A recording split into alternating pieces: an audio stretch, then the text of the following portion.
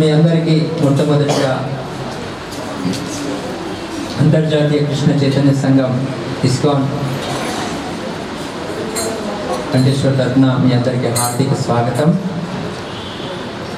కృతజ్ఞతలు.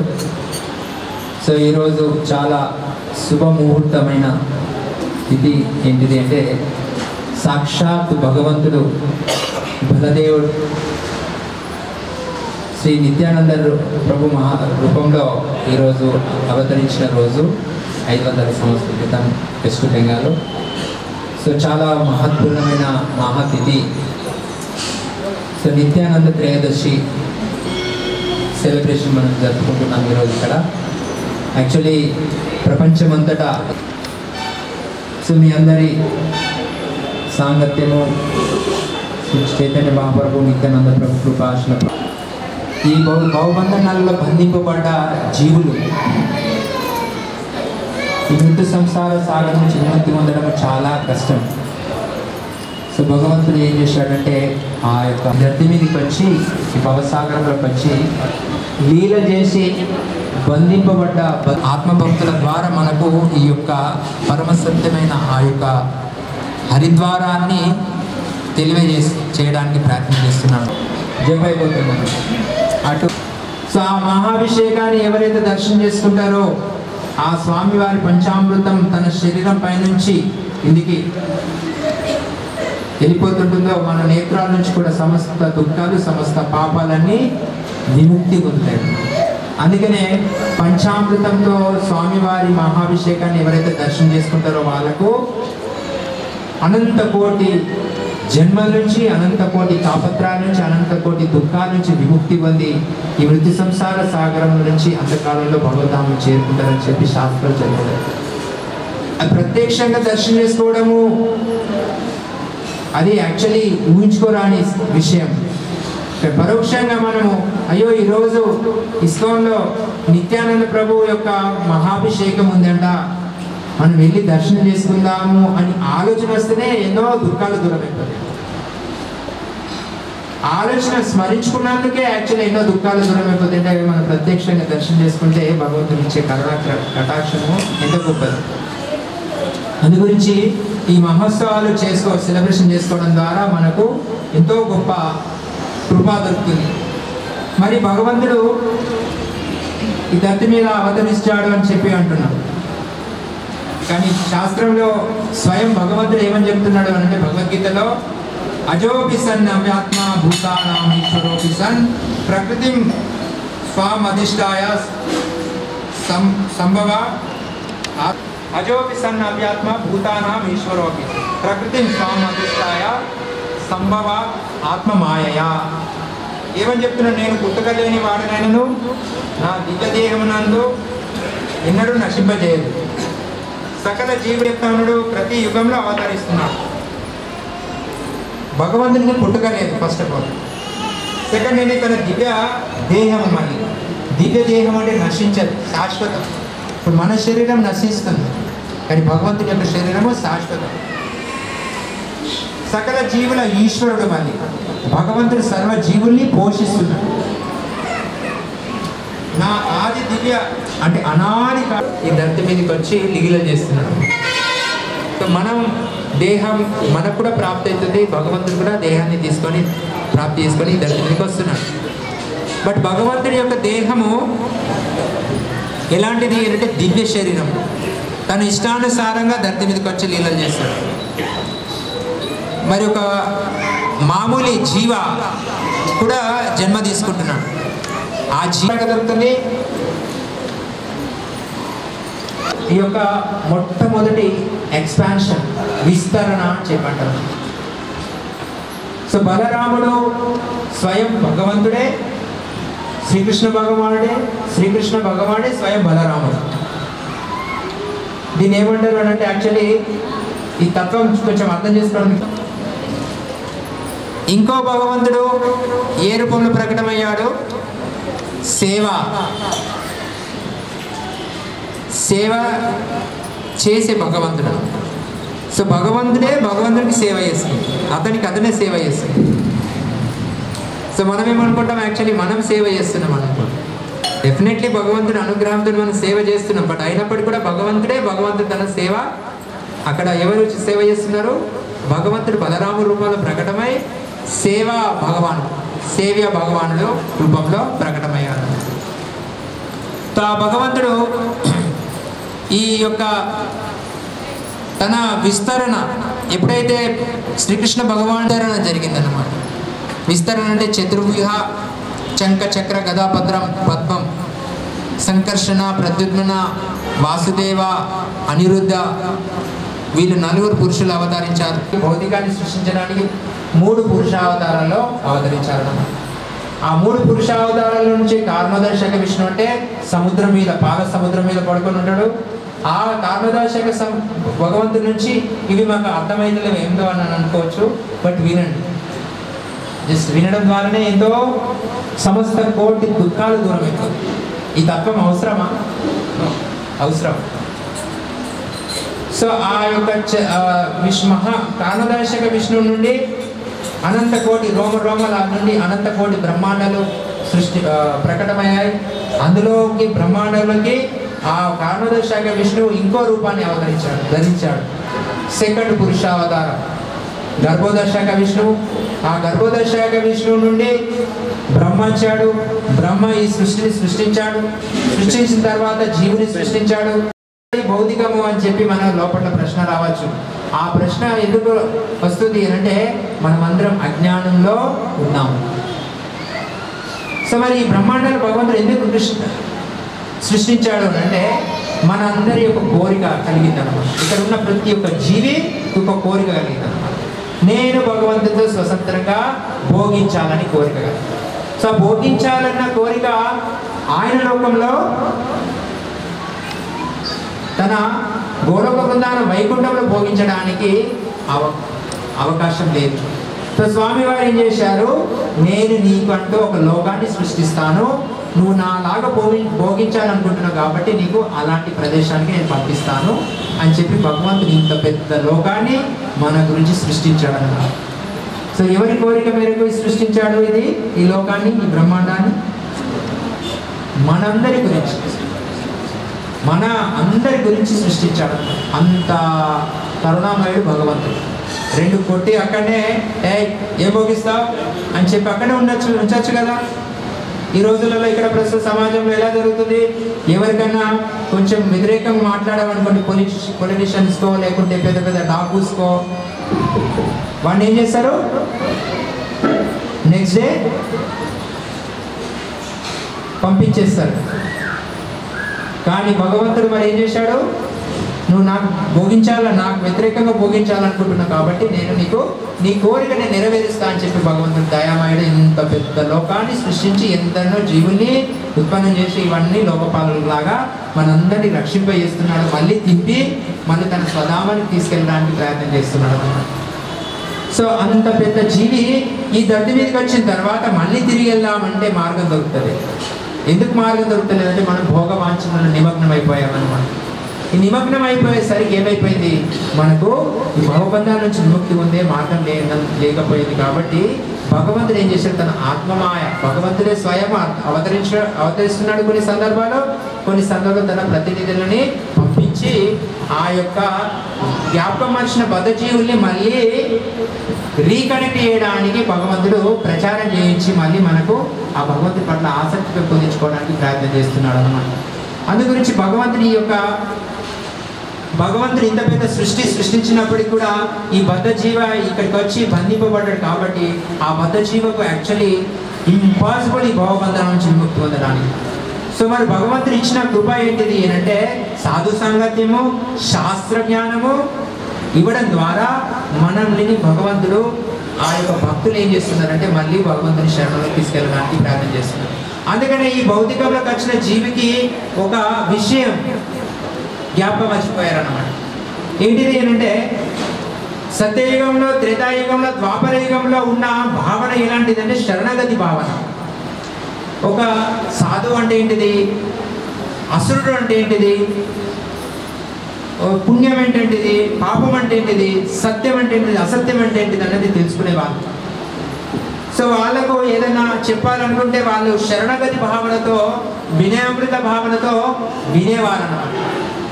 ఆ 3 యుగాలలో. ఏ 3 యుగాలు? సత్యయుగ, త్రేతాయుగ, ద్వాపరయుగ. సో భగవంతుడు ఈ యొక్క కలియుగ ప్రారంభం అంటే ద్వాపరయుగము అంతములో, కొంచెం శ్రద్ధగా వినండి ప్లీజ్. కలియుగం ప్రారంభము, ద్వాపరయుగం అంతములో భగవంతుడు ఈ ధర్తి మీదకి వచ్చి 2125 సంవత్సరాలు లీలలు చేసి భగవంతుడు భగవద్గీత ఉపదేశాన్ని తిరిగి అర్జునుడికి బోధించాడన్నమాట. ఆ బోధించడం ద్వారా అందులో ఏమని చెప్పాడు అంటే, సర్వధర్మాన్ పరిత్యజ మామేకం శరణం వ్రజ అహం త్వాం సర్వ పాపేభ్యో మోక్షయిష్యామి మా శుచః అని చెప్పాడు. ఏమన్నాడు? సర్వధర్మాన్ పరిత్యజ. నువ్వు బెస్ట్ హస్బెండ్వా, బెస్ట్ భార్యవా, బెస్ట్ పొలిటీషియన్వా, బెస్ట్ బిజినెస్ మ్యాన్వా, నువ్వు బెస్ట్ ఒక బ్రాహ్మణుడివా, క్షత్రుడివా, వైశ్యుడివా, శూద్రుడివా, బ్రహ్మచార్య, గృహస్థ, వానప్రస్థ, సన్యాసి, whatever you are, no problem. అది ఒక ధర్మం. బట్ ఇవన్నీ వదిలేసి నువ్వు వినయామృతంతో నా శరణగతి తీసుకో, నేను సర్వ పాపాల నుంచి నేను విముక్తి పొందించేస్తా అని చెప్పి భగవంతుడు చెప్పాడు. ఎలా మారిపోయాయి అంటే కలి ప్రభావం, యుగ ప్రభావం. నేను ఎందుకు భగవంతుని యొక్క శరణగతి తీసుకోవాలి? ఇప్పుడు ఎవరైనా అన్నారనుకోండి, తల్లిదండ్రులు పిల్లలకు చెప్పారు, చూడమ్మా, చూడు నాన్న, ఇది తప్పు, నేను చెప్పింది విను, ఇది మంచిది కాదు, నువ్వు చెప్పిన మాట వినాలి, నా మాటకు నువ్వు రెస్పెక్ట్ ఇవ్వాలి అని అంటే పిల్లలు ఏమంటారు? వాడు రోజు బార్లోకి వెళ్తాడు, డిస్కోలకు వెళ్తాడు, బర్త్డే పార్టీలకు వెళ్తాడు, ఎన్ని షికారులు చేస్తూ ఉంటాడు. వాడికి ఎప్పుడు క్వశ్చన్ వేయలేదు, మీరే ఎందుకు క్వశ్చన్ వేస్తున్నారు, అయినా నీ మాట ఎందుకు వినాలి, నేనేం తప్పు చేస్తున్నా అని చెప్పి క్లియర్గా క్వశ్చన్ మార్క్ ఇస్తారన్నమాట, రిపీట్ చేస్తారన్నమాట, బాధిస్తారన్నమాట. అంటే ఒక పిల్లలే, సొంత జన్మనిచ్చిన పిల్లలే వింటలేరంటే ఈ భవబంధనంలో బంధింపబడ్డ జీవుల యొక్క స్వభావం ఎలాంటిది అంటే ఫ్లిక్కరింగ్ మైండ్, అన్కంట్రోల్ మైండ్ అన్నమాట. మన మైండ్ ఆ మిగతా 3 యుగాలలో శరణగతి పొందేవారు, చెప్పయ్యా అని ఆశ్ర తీసుకొని వాళ్ళు చెప్పిన మాట వినేవారు. కానీ ఈ కలియుగంలో వీడు ఒక పనికి మార్చినాడు. శరణగతి ఏమని చెప్పాడు? కార్పణ్య దోషో పడునయ్యా, ప్లీజ్ కృష్ణ, నన్ను ఈ పుట్టి సంసార సాగరంలో ఏది సత్యము ఏది అసత్యము, నా దుఃఖానికి కారణం ఏంటిది అన్నది వ్యక్తపరిచేది నువ్వే అని చెప్పి ఒక శరణగతి భావన పొందినప్పుడే ఆ జీవకు ఆ యొక్క పరమసత్యమైన ఆ యొక్క తత్వదర్శిని దర్శనం చేసుకున్న వ్యక్తిలో స్నానం చేయాలి. అప్పుడే మనకు భగవంతుని యొక్క కృపా కటాక్షం మనకు దొరుకుతుంది అని చెప్పి శాస్త్రం చెప్తుంది అనమాట. అందుకని అలాంటి జీవుల యొక్క ఈ భవసాగరం నుంచి విముక్తి పొందాలంటే చాలా కష్టం. భగవంతుడు ఏం చెప్పాడు? సర్వధర్మాన్ని, అన్ని ధర్మాలు వదిలేసుకొని నన్ను శరణగతి తీసుకో అని చెప్పాను. మరి ఈ కలియుగ జనులకు శరణగతి అన్నది తెలియదు. మరి ఎలా శరణగతి తీసుకోవాలి? శరణగతి అంటే ఏంటిది? నేను కోరుకున్న కోరికలు నువ్వు ఇవ్వడమే శరణగత. ఆ స్వామి గురుదేవ్, నేను దీక్ష తీసుకుంటాను, నా కోరికలని నువ్వు నెరవేరు. నేను దీక్ష తీసుకుంటాను, తర్వాత నా ఇష్టం ఉన్నట్టు నేను వెతుకుతాను. దీక్ష అంటే ఏంటిది? దీక్ష అజ్ఞానంలో ఉండి వెలుతురు తీసుకొచ్చింది ఎవరు? గురువు. క్ష అంటే ఆ జ్ఞానాన్ని ఇచ్చింది ఎవరు? సత్యం అసత్యాన్ని తెప్పించింది ఎవరు? గురువు. ఇప్పుడు ఏం చేస్తాడు? జ్ఞానము ఆ భయం నుంచి బయటపడ్డాడు. ఇప్పుడు ఏం చేస్తున్నాడు? శరణగతి లేదు, నాకు ఇప్పుడు తెలిసిపోయింది. అదే పరిస్థితి. రక్షించే వాళ్ళని ఏం చేస్తున్నారు? ఇప్పుడు నీళ్ళలో పడ్డ వ్యక్తిని రక్షించడానికి ఒక వ్యక్తి జంప్ చేశాడు. ఏం చేస్తున్నారు? అతను యాక్చువల్లీ భయంకర వ్యక్తి. ఆ వ్యక్తి ఆ నీళ్ళలో పోతుండడానికి పాపం ఇతను హెల్ప్ చేయడానికి పోతే ఈతని గట్టిగా పట్టుకుంటే అతనికి సరిగా పరిపక్వ ఈత రాకపోతే అతను కూడా అతనితోనే స్వాహ. సో అలాంటి పరిస్థితి కలియుగంలో జరుగుతున్నారు. అందు గురించి భగవంతుడు మరి ఆలోచించాడు అనమాట. అరే, నేను వాళ్ళకి శరణగతి తీసుకోమని చెప్పాను, వీళ్ళకేమో శరణగతి తెలియదు ఈ కలియుగ జనులకు. ఏం చేద్దాం అని చెప్పి భగవంతుడు ఆలోచించాడు. భగవంతుడు ఆలోచించి ఏం చేశాడు, చైతన్య మహాప్రభు రూపంలో శ్రీకృష్ణ భగవానుడు అవతరించాడు. నిత్యానంద ప్రభు రూపంలో బలరాముడు నిత్యానంద ప్రభు రూపంలో అవతరించాడు. అవతరించి నిత్యానంద ప్రభు చూపించాడన్నమాట ఎలా ఒక గురువుకు ఎలా సేవ చేయాలి. సో ఈ వృత్తి సంసార సాగంలో బంధింపబడ్డ జీవులకు ఎవరైతే ఆధ్యాత్మిక గురువు ఎవరికైతే దొరుకుతారో వాళ్ళ యొక్క ఆ గురుతత్వాలన్నీ, ఎందరో గురువులు ప్రామాణిక గురువులు ఎవరైతే ఉన్నారో వాళ్ళ యొక్క గురుతత్వాలన్నీ బలరాముడి నుండి వచ్చాయన్నమాట. ఆ బలరాముడే ఎవరో సాక్షాత్తు నిత్యానంద ప్రభు. సో నిత్యానంద ప్రభు ఈ ధరతి మీదకి వచ్చి ఏం చేశాడంటే కేవల ఆనంద కుండ, అంటే కేవల ఆనంద కుండ అంటే కుండ అంటే అంతులేని ఆనందం అన్నమాట, దుఃఖాలే లేవన్నమాట. అలాంటి యొక్క నామాన్ని ప్రచారం చేశాడు. ఏ నామము? హరినామ సంకీర్తనం. సో చైతన్య మహాప్రభు ప్రేమ స్వరూప భావనతో శ్రీమతి రాధారాణి యొక్క మనోభావాన్ని తీసుకొని శ్రీకృష్ణ భగవానుడు కృష్ణాయ కృష్ణ చైతన్య నామిని గౌరత్విషే నమః.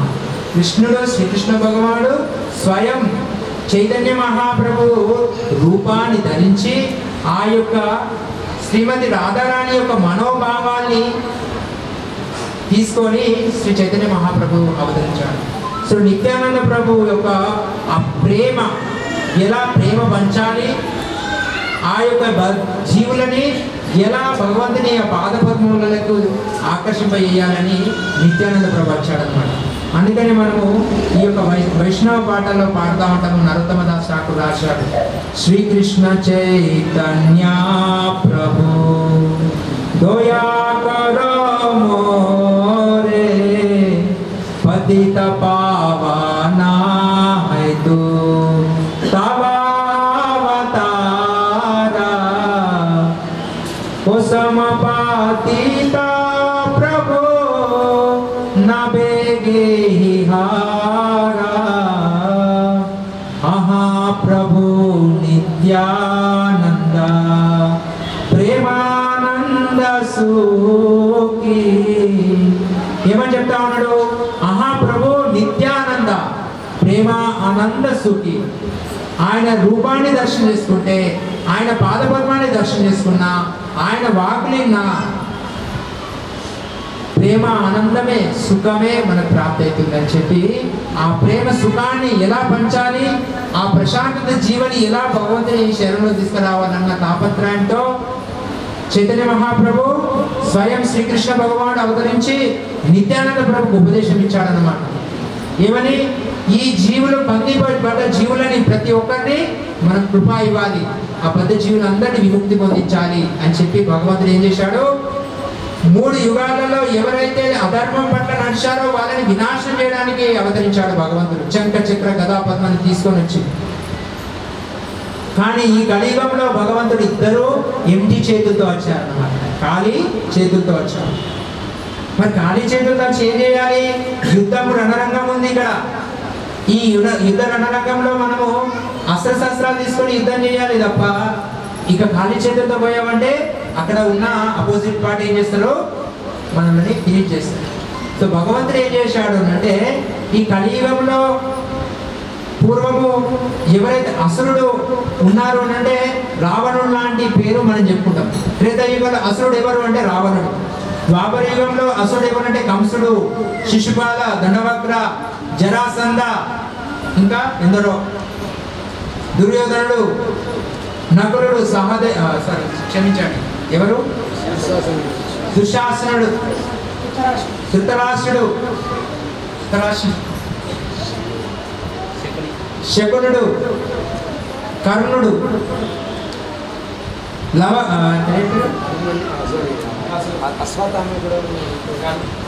సో ఎనీవే ఇది పెద్ద లీస్ట్, మనం లీస్ట్ ఇవ్వడానికి అవసరం లేదు. సో అలా సత్యయుగంలో ఎవరు అసురుడు అంటే హిరణ్యకశిపు, హిరణ్యాక్ష. సో క్లియర్గా లెక్క పెట్టవచ్చు. మరి కలియుగంలో అసురులు ఎవరు? కలియుగంలో అసురులు ఎవరు? పేరు లెక్క పెట్టాలి. హిట్లర్, ఇంకా హిట్లర్ పేరు ఈజీగా చెప్పచ్చు. సో నో ప్రాబ్లం, ఎవరి కంప్లైంట్ కూడా వేయదు. సో అలాంటి ఎందరో జీవులు ఉన్నారన్నమాట, లెక్కలేనండి.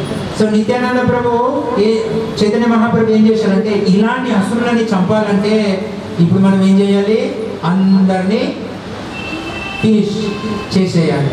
మరి ఎవరికి ప్రచారం చేద్దాం, ఎవరికి ప్రచారం చేద్దాం అని చెప్పి చైతన్య మహాప్రభు చంపుదానంటే నిత్యానంద ప్రభు ఏమి చెప్పాడు, నో నో నో, నీ అవతారం ఇక్కడ చంపడానికి కాదు, నేను ఇది జస్ట్ షార్ట్కట్లో చెప్తున్నాను, ఇది లాంగ్ స్టోరీ. సో ఈ అవతారం చంపడానికి కాదు, చంపడానికే, కానీ మనోభావాల్ని చంపడానికే నువ్వు అవతరించావయ్యా మహాప్రభు. ప్లీజ్, ఈ భౌతికంలో చంపడానికి తలవారు తీస్తే తలవారు కంటిన్యూ నరజీవులందరినీ చంపేయవలసి వస్తుంది. మరి ఎవరిని మనం ఉద్ధరింపజేస్తాము. సో అందు గురించి ఈ కలియుగంలో మన హృదయంలో, వాళ్ళ హృదయంలో ఉన్న అసుర భావాన్ని చంపాలి స్వామి, అందుకే మీరు అవతరించారు అని చెప్పి ఆ చైతన్య మహాప్రభు వ్యక్తపరిస్తే అప్పుడు చైతన్య మహాప్రభు అవును అవును కదా అని చెప్పి మనందరికీ కృప ఇచ్చారు. ఎస్, మీరందరూ రండి, భక్తి చేయండి అని చెప్పి ఇద్దరు కలిసి పిలుస్తా ఉన్నారు. ఇద్దరు అన్నదమ్ములు. ఎవరు? నిత్యానంద ప్రభు, చైతన్య మహాప్రభు. సో అప్పుడు ఏమంటున్నారు, మనమేమంటాం భక్తులకు రమ్మంటే, ప్రభుజీ ఇవాళ గురువారం కదా, ప్రోగ్రాం పెట్టుకున్నారు గురువారం రోజు, అది ఆదివారం నాడు పెట్టుకుంటే మేము అందరం వచ్చేవాళ్ళం. శనివారం అయితే ఒక్కపోతే ఏం ప్రాబ్లం ఉండదు, ఎందుకంటే ఆల్రెడీ ఒక్కపోతే ఉంటాము, నిష్ఠగా ఉంటాము. ఆ రోజు ఏం తినం, ఓన్లీ 4 చపాతీలు, ఉప్మా, మధ్యాహ్నం అన్నం, రాత్రికి టిఫిన్, దాంతోపాటు 3 సార్లు చాయ్. సో నిష్ఠగా ఉంటామండి ఆ రోజు. శనివారం అయితే నో ప్రాబ్లం. ఇప్పుడు శనివారం వీళ్ళ గురించి ప్రోగ్రామ్ పెట్టాలి. ఆదివారం నాడు పెడితే హాలిడే ఉంటుంది, పిల్లలతో పాటు రావచ్చు. ఇప్పుడు ఆదివారం నాడు ప్రోగ్రాం పెడితే ఈ రోజులలో ఈ పంతులందరూ ఆదివారం నాడే ముహూర్తాలు తీస్తున్నారు. ఈ పెళ్ళిళ్ళు, పేరంటాలు, అక్కడ వెళ్ళకపోతే ఎలా, అక్కడికి వెళ్ళాల్సిందే. సో అలాగే ఎన్నో ఎక్స్క్యూజులు అన్నమాట. సో మరి ఏ రోజు పెడితే బాగుంటుంది, ఏ రోజు పెట్టినా ఇదే ప్రశ్నలు, ఇదే సంకోచం. సో నిత్యానంద ప్రభు పిలుస్తా ఉన్నారు, రండి రండి రండి అని. అయ్యా, భక్తి చేయడానికి బ్రాహ్మణులకే వర్తిస్తుందని తెలుసు, మరి నాకైతే ఎలాంటి అర్హత లేదు. ఎందుకంటే నేను సండేసే మండే రోజు కాయ అండే, సండేసే మండే రోజు కాయ అండే. ఏంటిది అండడం కాదు, సండే అంటే ఆదివారం,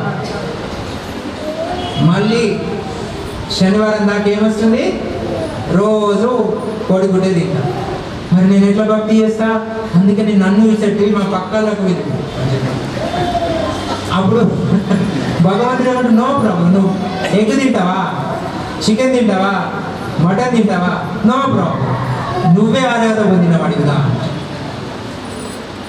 ఇతను నేనేం తినానండి, నో ప్రాబ్లం, నువ్వు సెకండ్ లైన్లో ఈ తినే వాళ్ళని ఫస్ట్ లాగు. లేదు నేను దొంగతనం చేస్తాను, అబద్ధాలు ఆడతాను, వ్యభిచారం చేస్తాను, జూదం ఆడతాను, ఎన్నో రకరకాలుగా చేస్తానండి అనంటే నో ప్రాబ్లం, అది కూడా అర్హతనే వచ్చేసి. ఇది సర్టిఫికెట్, నీకు బలవంతంగా సర్టిఫికెట్ ఇచ్చాడు.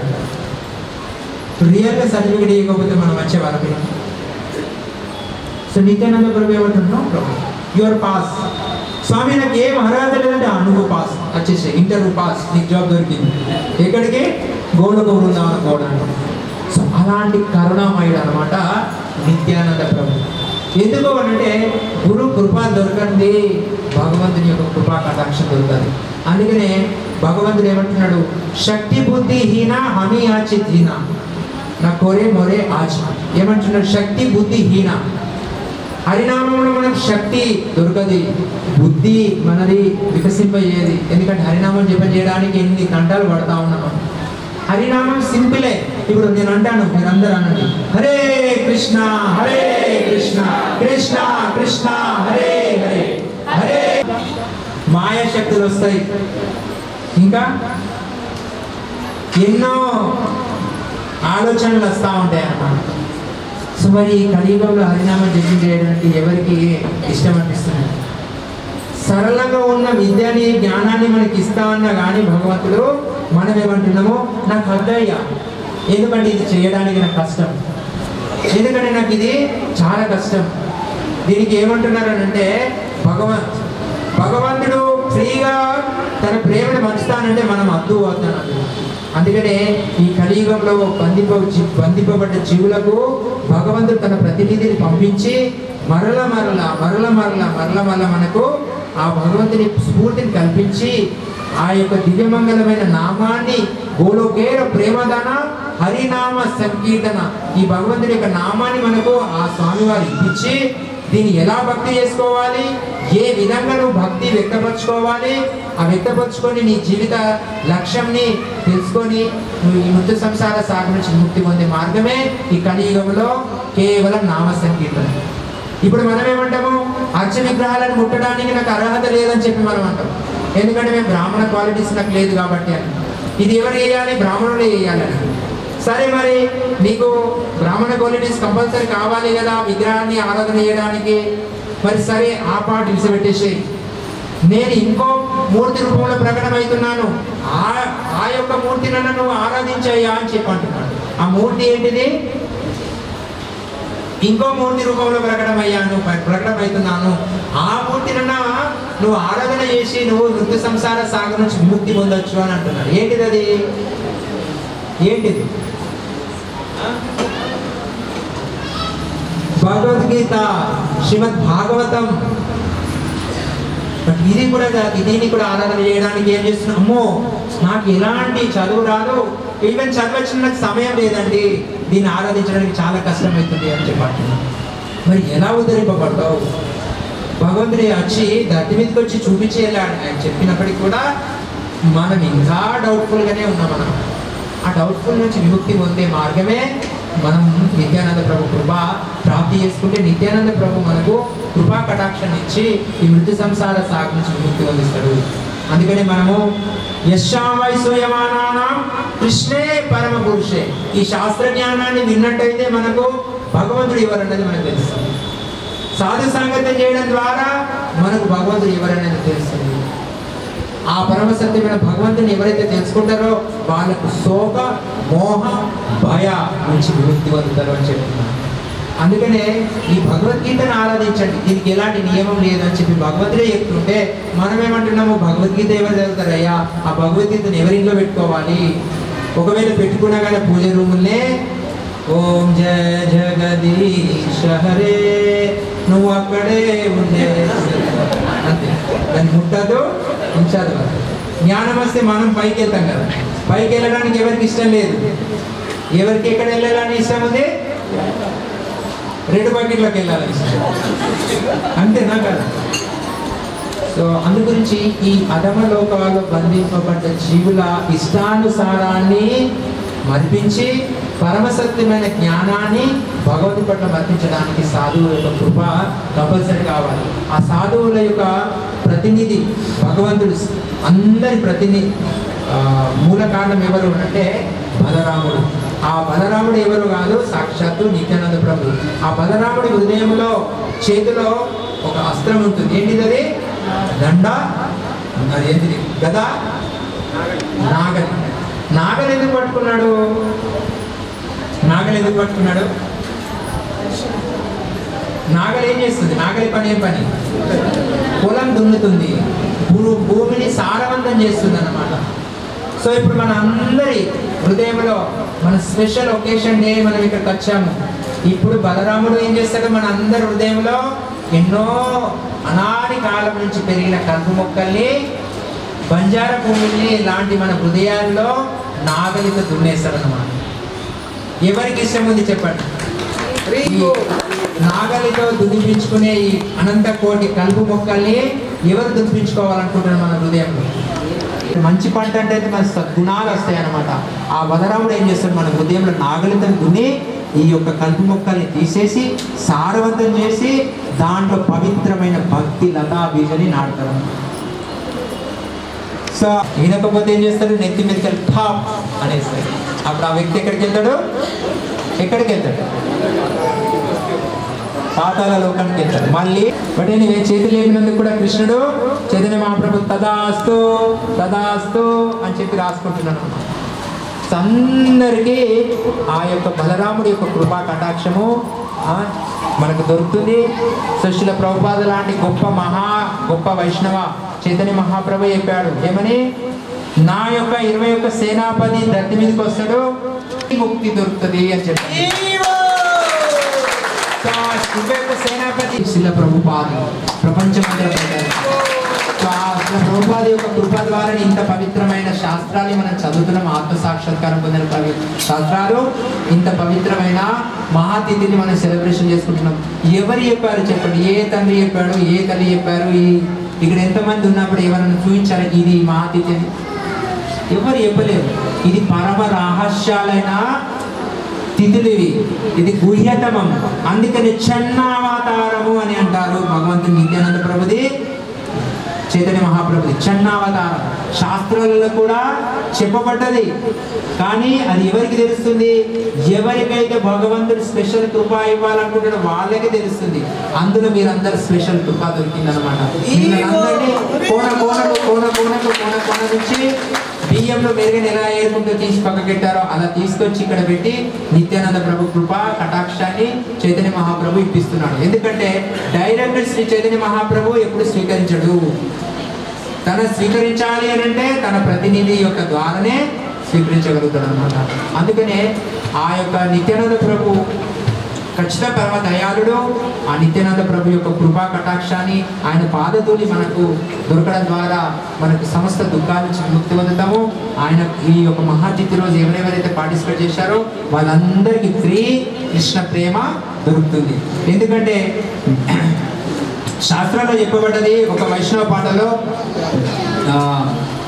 అదేంటిది, జీవదయే సర్వధర్మ సార్, कृष्ण माता कृष्ण पिता कृष्ण प्राणाधार, जीवे रे संसार को हे सर्वधर्म सार, जीवे रे संसार को हे सर्वधर्म सार. అన్ని ధర్మాలకు సారం ఏంటిది? ఈయననే తల్లి, ఈయననే తండ్రయ్య. జ్ఞాపకం మరవకండి ప్లీజ్, దయచేసి గుర్తుంచుకోండి. సర్వధర్మాలు పెట్టామనుకోండి, రేపు మళ్ళీ పొద్దుగా ఆకలి అవుతుంది, వాడు ఇంకొకరిని ఎత్తుకాలి. ఎవరు దాతలు దొరుకుతారు? రోజు దొరకరు కదా. ఇవ్వాలంటే స్పాన్సర్ చేశారు, రేపు చేస్తారా? రోజు ఏమంటే ఎవరు చేస్తారయ్యా?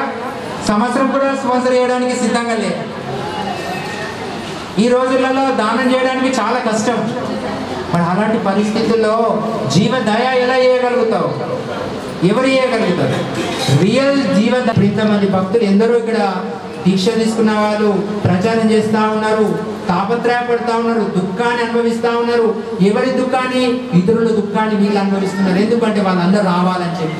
లేకపోతే 4-10 మంది భక్తులే కలిసి జై నిత్యానంద జై గౌరంగా అనుకుంటూ పాడుకుంటూ వాళ్ళే సెలబ్రేషన్ చేసుకోగలుగుతారు.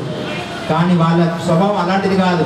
జీవదయ, అందరికీ కృపా దొరకాలి అని చెప్పి మనం ప్రోగ్రాలు ఏర్పాటు చేసుకుంటాం అనమాట. ఇదేదో చూపించుకోవడానికి కాదు, కృపా కటాక్షం దొరికించడానికే ఇది యొక్క ప్రోగ్రాం యొక్క ముఖ్య ఉద్దేశం అన్నమాట. అందుకని మనము భగవంతుడు సర్వ వేదైస సర్వే అహమేవ వేద్యో వేదాంత కృత్వేద విదేహచాం. నువ్వు ఎన్ని వేదాలు చదివినా నన్ను తెలుసుకోవడానికే అని చెప్పంటున్నాడు. ఇక్కడ నిత్యానంద ప్రభు కూడా అదే చెప్తున్నాడు. సర్వవేద సారం, భగవంతుడు ఒక నామాన్ని ఇచ్చావంటే సర్వం దొరికినట్టే అని చెప్పంటున్నాడు. ఆ నామాన్ని మనం ఎవరైతే శ్రద్ధాపూర్వకంగా జపం చేస్తారో, ఎవరైతే ఈ పరంపరలో ఉంటారో వాళ్ళకు భగవంతుని యొక్క కృపా కటాక్షం దొరుకుతుంది అని చెప్పంటున్నారు. ప్లీజ్ దయచేసి నిత్యానంద ప్రభుకు అడగాలంటే ఆ ఆనందకుండకి ఏం అడగాలి? నాకు ఆ నామం పట్ల ఆసక్తిని పెంపొందించే అవకాశాన్ని ఇవ్వయావు నిత్యానంద ప్రభు.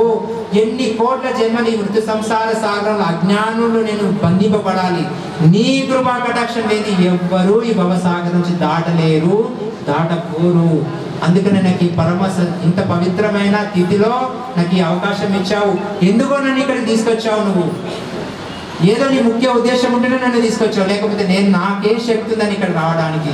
ఎలాంటి అర్హత లేదు, ఎలాంటి శక్తి లేదు. బట్ నువ్వు అర్హత పొందించావు. ప్లీజ్ నా మీద కృపా కటాక్షం ఇయ్యా స్వామి అని చెప్పి ఆ నిత్యానంద ప్రభుకు ప్రార్థించండి ప్లీజ్. మీకు డెఫినెట్లీ నిత్యానంద ప్రభు కృపా కటాక్షం ఉంటుంది. చాలా పవిత్రమైన రోజు. ధన్యవాదాలు. సో ఇక్కడ నేను ఆపుతాను.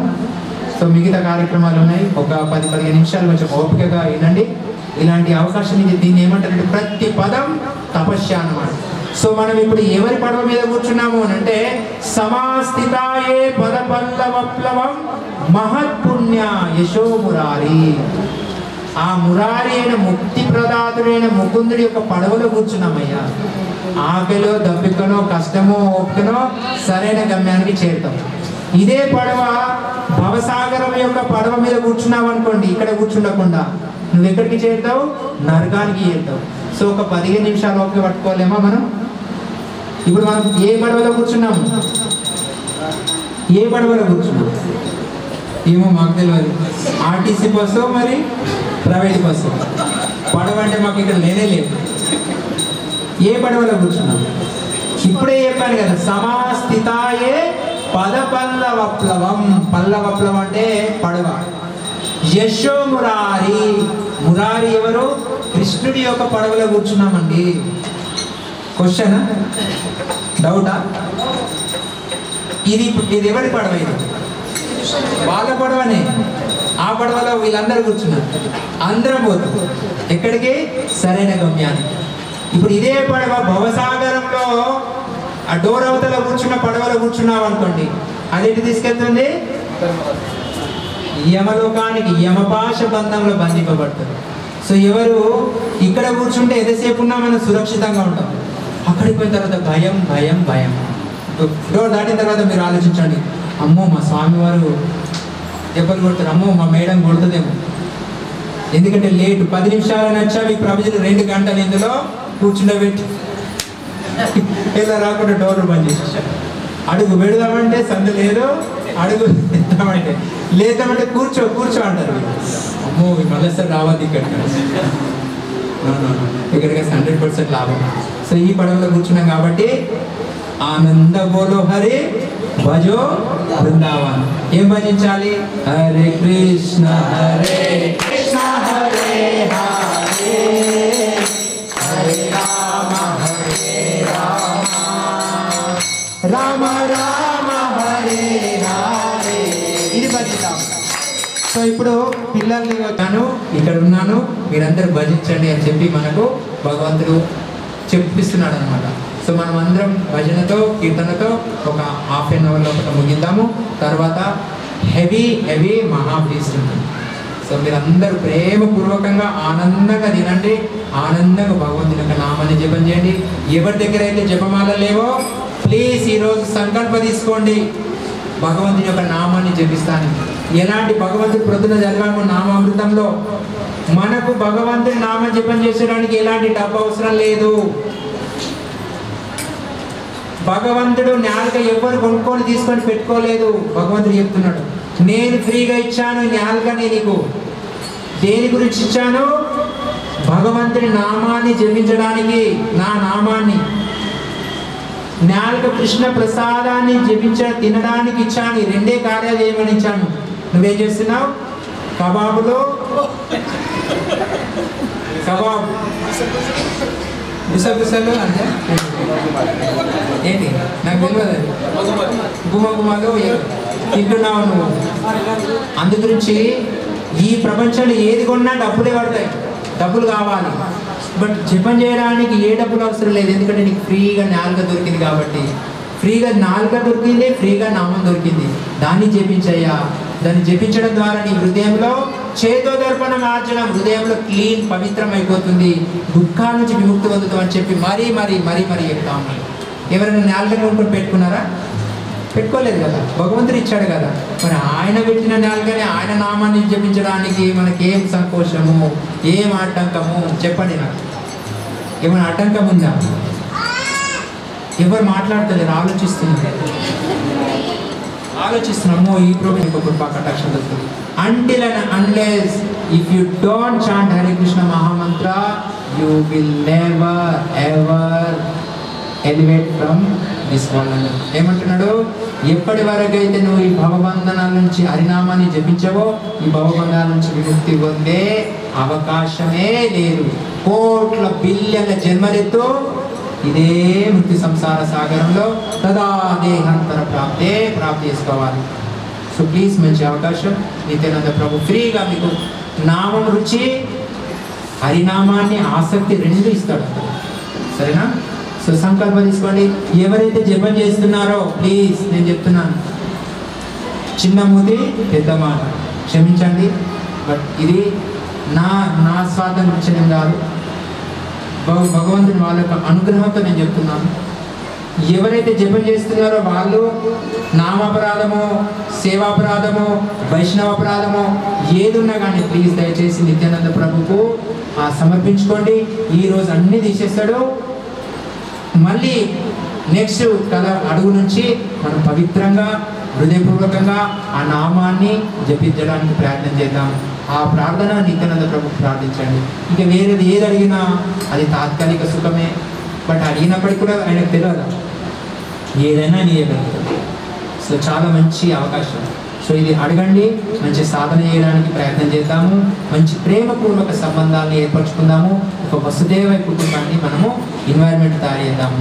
ఈ ప్రపంచంలో ఏ జీవి కూడా ఈ శాశ్వతంగా ఉండడానికి రాలేదు. నువ్వు క్రిస్టియన్ కావచ్చు, ముస్లిం కావచ్చు, హిందువు కావచ్చు, స్త్రీ కావచ్చు, పురుషుడు కావచ్చు, కోటీశ్వరుడు కావచ్చు, ఎవరన్నా కానీ ఈ కాల చక్రం తింపుతుంది, ఎవరిని చూడదు. సో బెస్ట్ థింగ్స్ సనాతన ధర్మాన్ని ఆచరించాలి. ఈ మృత్యు సంసార సాగించి కేవలం ఒకే ఒక యంత్రం మానవ శరీరం.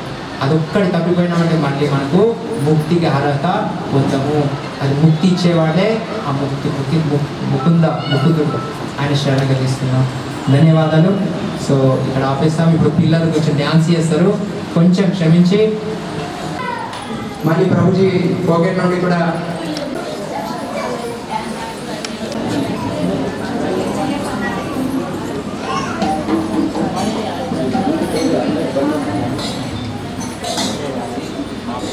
హరే కృష్ణ కృష్ణ కృష్ణ హరే హరే, హరే రామ రామ రామ హరే హరే, హరే కృష్ణ కృష్ణ కృష్ణ హరే హరే, హరే రామ రామ రామ హరే హరే, హరే కృష్ణ కృష్ణ కృష్ణ హరే హరే, హరే రామ రామ రామ హరే హరే.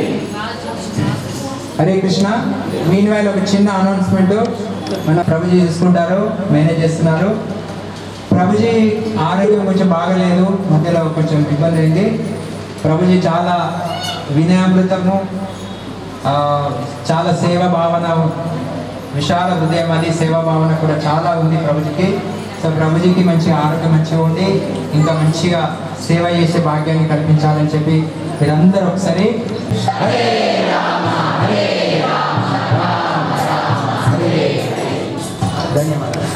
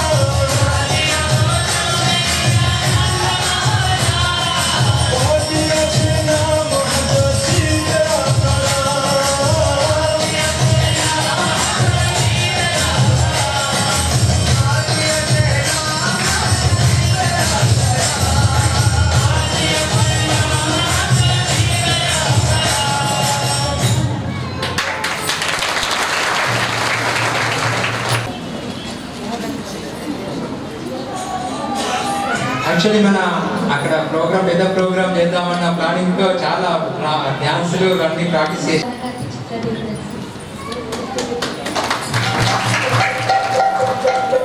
హరే కృష్ణ నా పేరు జ్ఞానేశ్వరి గురు. హరే కృష్ణ నా పేరు శ్రీ. హరే కృష్ణ నా పేరు లాస్యాలు. హరే కృష్ణ నా పేరు కమల కృష్ణ దేవి గారు. హరే కృష్ణ నా పేరు రాధిక రూపనక్తి.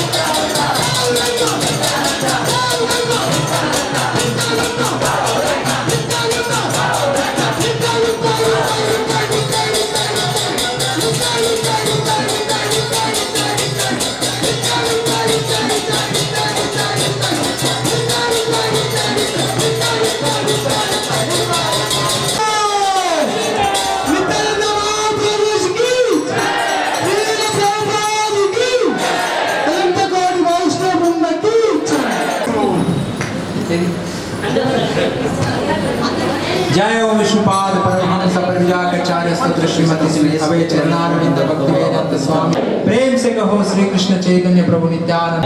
वृंदावन धाम की नवदीप माय धाम की जगन्नाथ धाम की गंगामैया की। ग्लोरीश सबलियोने और ग्लोरीश सबलियोने और ग्लोरीश सबलियोने और ग्लोरीश सबलियोने गुरु एंड गौरव हरे कृष्ण और ग्लोरीश नित्यानंद की।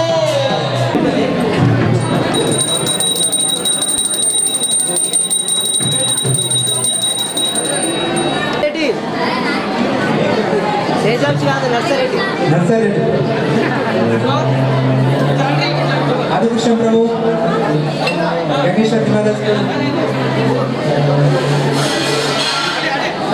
लाइन में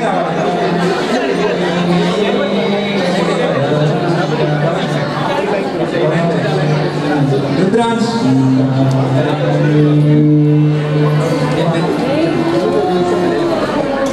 नमस्ते हरे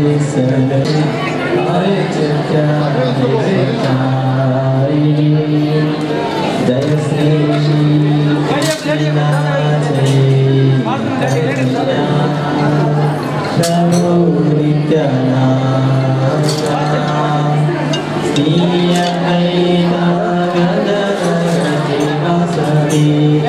సో ప్లీజ్ అక్కడ ప్రసాదం సర్వ్ చేయండి.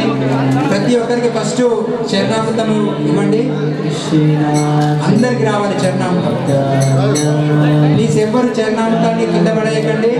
అది యాక్చువల్లీ చాలా పవిత్రమైన చరణామృతం. అది దొరకడం చాలా దుర్లభం, స్పెషల్లీ నిత్యానంద త్రయోదశి.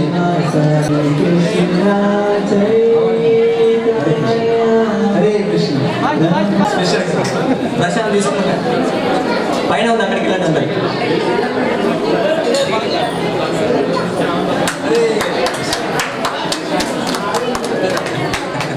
హరే కృష్ణ.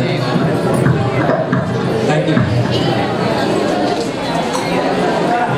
హరే కృష్ణ.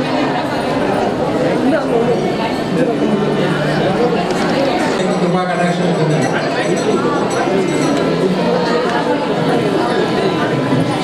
హరే కృష్ణ.